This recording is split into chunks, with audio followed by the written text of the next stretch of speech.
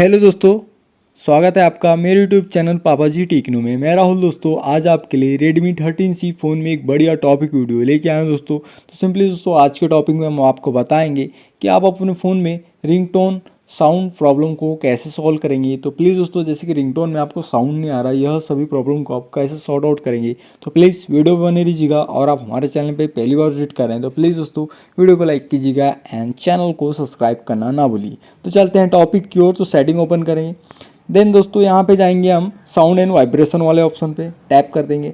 Then tap करने के बाद आपको यहाँ रिंगटोन वाला ऑप्शन सेकंड ऑप्शन से होता है, इसको आपको फुल कर देना है। देन यहाँ से आपकी रिंगटोन का वॉल्यूम कम तो ना हो। इसके बाद भी अगर आपका यह प्रॉब्लम सॉर्ट आउट नहीं होता तो आप अपने फ़ोन से जिस वॉल्यूम का रिंगटोन अच्छा हो उस रिंगटोन को सेलेक्ट कर दीजिए।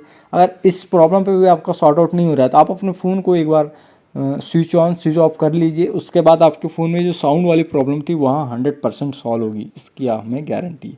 दोस्तों उम्मीद है हमारी वीडियो आपको अच्छी लगी हो तो प्लीज़ वीडियो को लाइक कीजिएगा एंड चैनल को सब्सक्राइब करना ना भूलिए दोस्तों। तो मिलते हैं नेक्स्ट वीडियो में। जय माता दी।